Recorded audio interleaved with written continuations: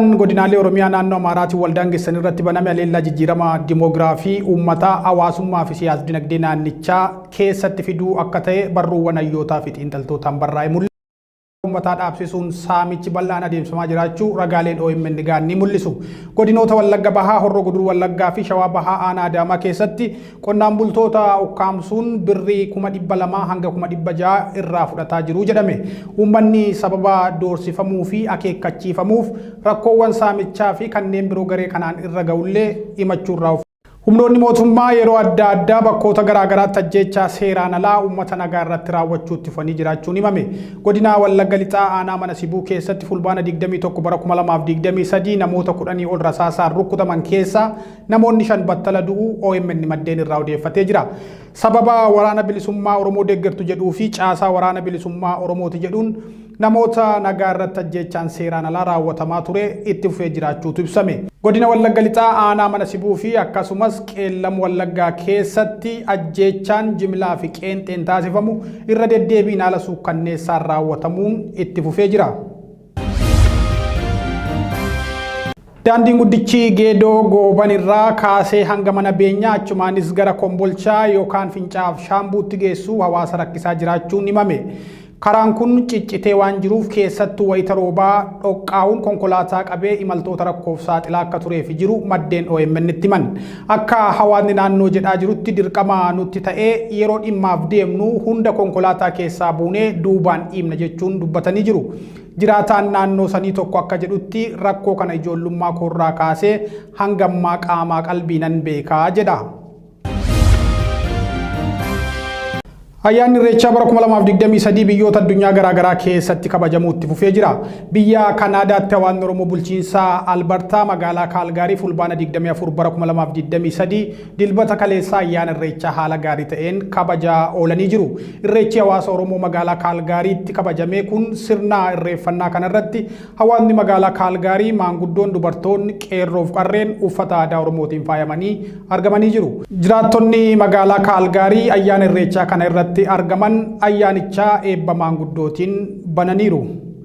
Egaa kabajamtoota daawwattoota Oromiyaa Miidiyaa Neetwoork oduun ijoo guyyaa kanaaf qabanne kanneen turanii bal'ina isaaniitiin galgala hanga walitti deebinutti nagaan oola.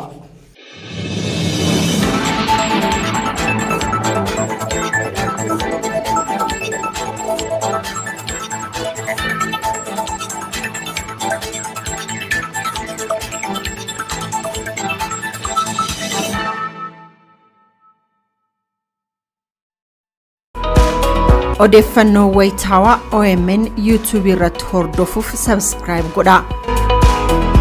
Akkasumas fuula Facebookii Oromiyaa Miidiyaa Neetwoork kan verified ta'e like fi follow gochuun OMN hordofuu dandeessu.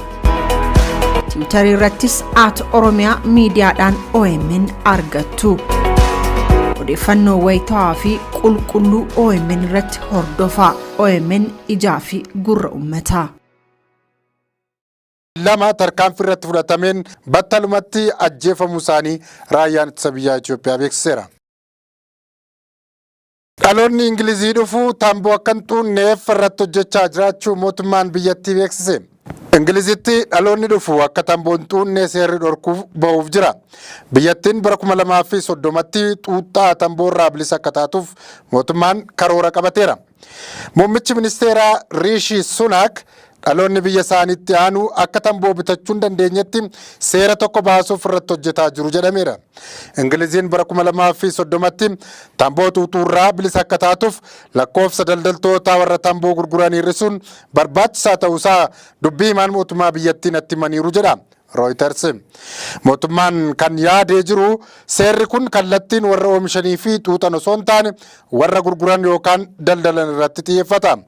Niwuzilaand bara kana keessa seera dargaggootatti tamboo gurguruu dhorkuu baastee turte. Akka seerichaatti lammiin Niwuzilaand kan bara 2009 as dhalate tamboo bitachuu hin danda'u. Ingiliziinis fakkeenya kanadha kan fudhatte. Yuukireen misaa'ilaan jimaata darbe aangawoota waraanaa Raashiyaa rukutuu beeksifte. Humni waraanaa Yuukireen ibsa gabaabaa baaseen haleellaa dheengaddaa gaafa jimaataa raawwatteen namoonni kan du'anii fi kan madaa'an jiraachuu ibsus odeeffannoo dabalataan kennine. Jimaata Mooskoon haleellaa sana booda loltuun tokko achi buutee isaa dhabamuu himteetti. Gartuun waraanaa magaalaa buufata doonii Sevastopol keessa jiru humna waraanaa bishaanii Raashiyaa keessatti isa cimaa akka ta'etti ilaalama. Maddi humna waraanaa Yuukireen akka BBC'tti himetti taanaan haleellaan jimaataa kan gaggeeffame misaa'ilota Storm Shadow jedhaman kan Biriiteenii fi Faransaayiin kenniteefidha. Haleellaa kanaan hooggantoota olaanoo humna waraanaa dabalatee hedduun ajjeefamuu fi madaa'uu humna waraanaa Yuukireen ibsa sanbata baaseen himeera. Hoogganaan basaasaa Kiev Kaayirloo Budaanov haleellaa misaa'ilaa sanaan aangoonnii fi ajajoonni waraanaa Raashiyaa lamaan haalaan madaa'uu ibsaniiru. Ministeerri Haajaa Alaa Raashiyaa Sergey Lavrov gama isaaniin ammoo humnootiin biyyoota lixaa harkaa fi qaama Yuukireen fayyadamuun nurratti lolaa alkallatti gaggeessaa jiru jedhan. Kora gamtaa dhaabbata biyyoota gamtoomanii magaalaa Niiwuork irratti haasaa taasisaniin booda gaazexeessitoota waliin turtii taasisaniin biyyootiin lixaa bulchiinsa sobaa biyyoota addunyaa hafan waliin walii galuu hin dandeenye jedhaniiru. Faransaay dippiloomaatotaa fi loltoota ishee Niijer keessaa akka baastu beeksifte. Fonqolcha mootummaa Niijeritti gaggeeffame hordofee mootummaan Faransaay dippiloomaatotaa fi loltoota isaa Niijer keessaa akka baasu beeksiseera. Pirezidaantiin Faransaay Emmanuel Macron biyyi isaanii ambaasaaddarotaa fi dippiloomaatota hedduu Niijerii qaban yeroo gabaabaa keessatti baasuuf murteessuu isaanii CGTN gabaaseera. Macron walta'iinsa loltummaa Niijer waliin qaban gaheeraa yoo jedhan haga baatii dhufutti loltootaa fi ambaasaaddaroota isaanii akka baasuuf jiran ibsaniiru. Baatii hagayya darbee fonqolcha mootummaan aangoo kan qabatan humni waraanaa biyyattii murtee Faransaay kana gammachuun akka simatan beeksisaniiru. Macron fonqolcha mootummaan aangoo irraa kaafaman kan pirezidaantii biyyattii Mohamed Baazuumiif beekamtii akka kennan himaniiru. Walta'iinsa mootummaa Niijer waliin qabaniin Faransaay loltoota 1,500tti dhiyaatan Niijerii kan qabdudha. Murtee amma hiriira mormii Faransaay Niijeriin gadi lakkistee akka baatuuf baatiiwwaniif gaggeeffamaa tureen booda ta'uunis himameera.